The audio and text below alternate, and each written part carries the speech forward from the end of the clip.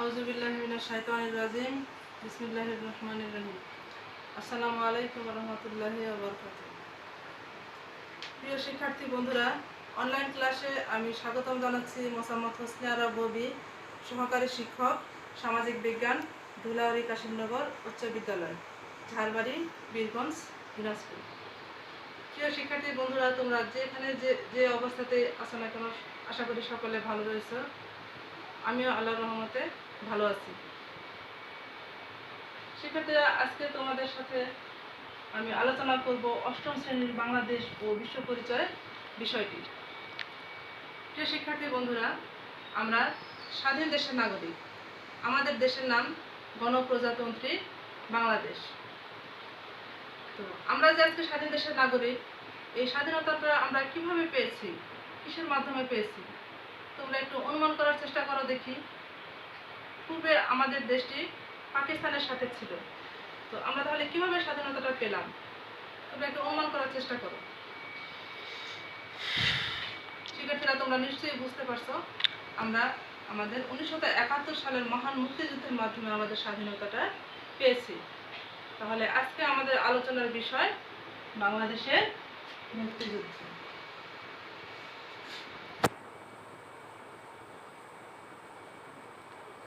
বাংলাদেশের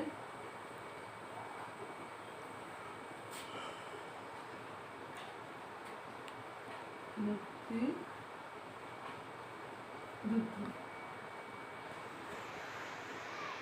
বাংলাদেশের মুক্তিযুদ্ধের বিষয়টা তোমাদের বইয়ের দ্বিতীয় অধ্যায়ে রয়েছে।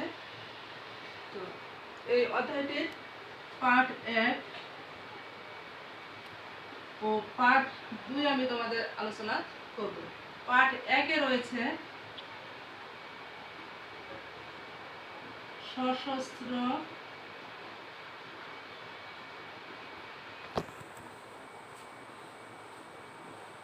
মুক্তিযুদ্ধের পটভূমি।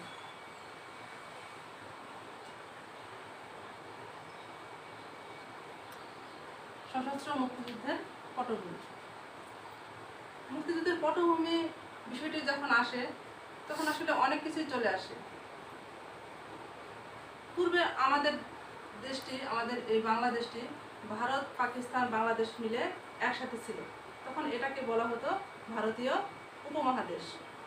1947 সালে দ্বিজাতি তত্ত্বের ভিত্তিতে ভারত এবং পাকিস্তান নামে দুটি রাষ্ট্রের জন্ম হয়। 1947 সালে 14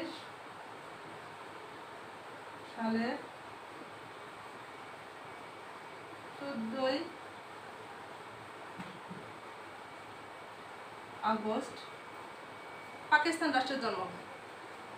আমাদের বাংলাদেশ থেকে পাকিস্তানটি প্রায় 1000 মাইলের বেশি পশ্চিমে অবস্থিত। কিন্তু তারপরও এই পাকিস্তানের সাথে শুধুমাত্র ধর্মের মিল থাকার কারণে আমাদের দেশটি একত্রিতভাবে রাষ্ট্র গঠন করেছিল 1947 সালে। তো তাদের সাথে আমাদের কিন্তু ধর্মের মিল ছাড়া আর অন্য কোনো তেমন মিল ছিল না।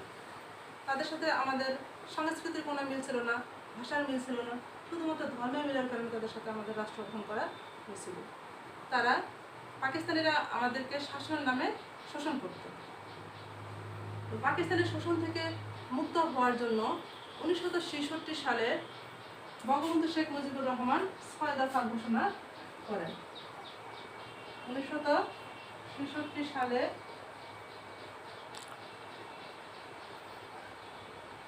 6 দফা ঘোষণা করেন বঙ্গবন্ধু শেখ মুজিবুর রহমান। এই 6 দফার মাধ্যমে বাঙালির মুক্তির জন্য যে সকল দাবিগুলো ছিল, সেই দাবিগুলো উত্থাপন করা হয়েছিল। এই 6 দফাকে বলা হয় বাঙালির মুক্তির সনদ। 6 দফা ঘোষণা করার পরে দেখা গেছে যে বঙ্গবন্ধুর উপরে বিভিন্ন ধরনের অত্যাচার, জুলুম, নির্যাতন পাকিস্তানিরা সৃষ্টি করেছিল। সেই সময়ের আওয়ামী লীগের শীর্ষস্থানীয় নেতৃবর্গের উপরে এবং বাংলার মানুষের উপরে বিভিন্ন অন্যায়, অত্যাচার, জুলুম চলে এসেছিল। এক পর্যায়ে দেখা গেছে 1969 সালে গণ অভ্যুত্থান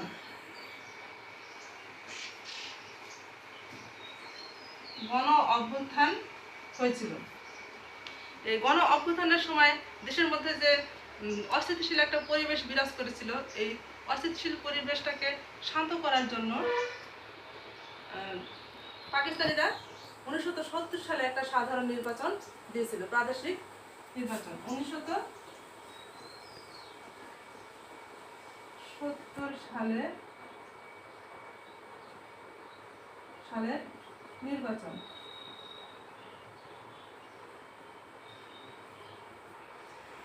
1970 সালে নির্বাচন দেওয়ার পরে দেখা গেছে যে বঙ্গবন্ধু শেখ মুজিবের নেতৃত্বে আওয়ামী লীগ 169টি আসনের মধ্যে 167টি আসন লাভ করে।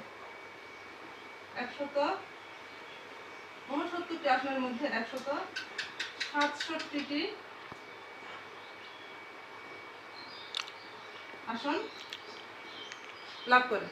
এই 167টি আসন লাভ করার পরেও আমরা বাঙালিরা ক্ষমতায় যেতে পারিনি, কারণ পাকিস্তানিরা আমাদের বাঙালিদের হাতে ক্ষমতা না দেওয়ার জন্য বিভিন্নভাবে তালবাহানা করে ক্ষমতাটাকে তাদের হাতে কুক্ষিগত করে রাখার চেষ্টা করেছিল। তোমরা স্বভাবতই জানো, যারা বেশি আসন লাভ করবে তারা কি ক্ষমতায় যাবে, কিন্তু তারা বাঙালিদেরকে ক্ষমতায় যেতে দেয়নি। এই পর্যায়ে দেখা গেছে যে যখন অধিবেশন ডাকা হয়, অধিবেশনটা তারা বন্ধ করে দেয়। 1 মার্চ 1971 সালের 1 মার্চ জাতীয় পরিষদের অধিবেশন ডাকা হয়েছিল, কিন্তু তারা সেই অধিবেশনটাকে বন্ধ করে দেয়। 2 মার্চ সারা দেশে হরতাল পালিত হয় এবং ঢাকা বিশ্ববিদ্যালয়ের ছাত্ররা 2 মার্চ প্রথম জাতীয় পতাকা উত্তোলন করে। 2 মার্চ প্রথম জাতীয় পতাকা উত্তোলন।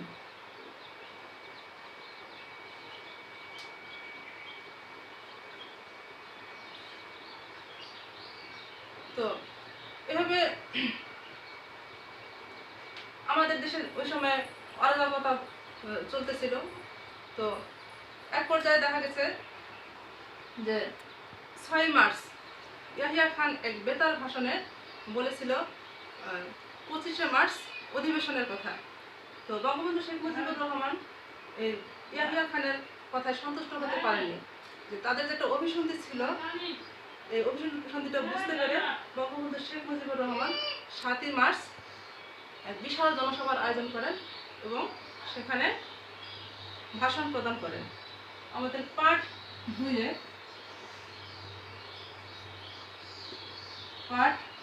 রয়েছে 7 মার্চের ভাষণ,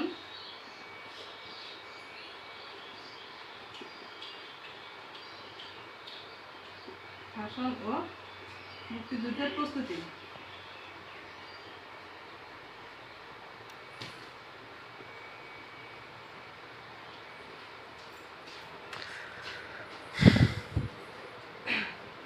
এই 7 মার্চের ভাষণটা হলো একটা ঐতিহাসিক ভাষণ।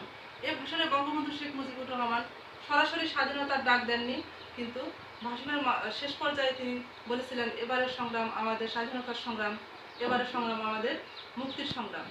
তিনি পরোক্ষভাবে এই ভাষণের মাধ্যমে স্বাধীনতার ডাক দিয়েছিলেন। এই ভাষণে তিনি পাকিস্তানিদের উপরে 4টি শর্ত আরোপ করেছিলেন, যে এই 4টি শর্ত মানা হলে তাদের সাথে অধিবেশনে বসা হবে। এই শর্ত 4টি হলো: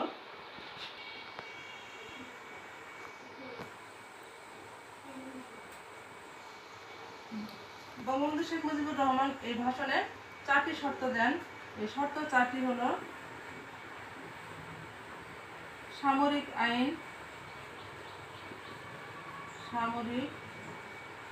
আইন প্রত্যাহার। ওই সময় যে সামরিক আইন চালু ছিল, সেই সামরিক আইনটাকে প্রত্যাহার করতে বলা হয়েছিল। 2 নম্বর হলো নির্বাচিত গণপ্রতিনিধিদের হাতে ক্ষমতা হস্তান্তর। যারা নির্বাচিত হয়েছিল তাদের হাতে ক্ষমতা হস্তান্তর করতে হবে। 3 নম্বর হলো সেনাবাহিনীর গণহত্যার তদন্ত। সেনাবাহিনীরা যে গণহত্যা করেছিল সেই গণহত্যার তদন্ত করে সুষ্ঠু বিচারের আওতায় আনতে হবে। 4 নম্বর ছিল সৈন্যবাহিনীদের ব্যারাকে ফিরিয়ে নেওয়া।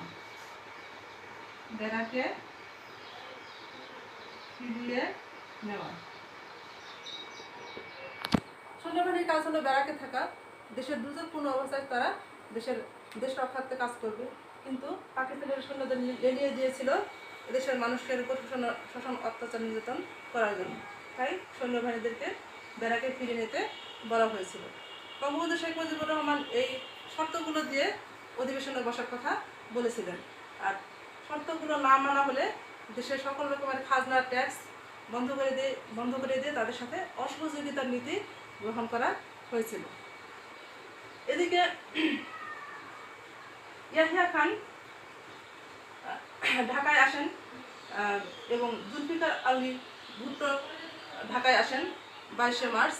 ঢাকায় এসে তারা বঙ্গবন্ধুর সাথে আলাপ আলোচনা করেন এবং 25শে মার্চ রাতে তারা কোনো রকমের আলোচনা সম্পূর্ণ না করে, কোনো রকমের ফাইনাল আলোচনা না করে তারা ঢাকা ত্যাগ করেন এবং তাদের সৈন্যবাহিনীকে লেলিয়ে দিয়ে যান এদেশের মানুষের উপর নির্বিচারে গণহত্যা করার জন্য।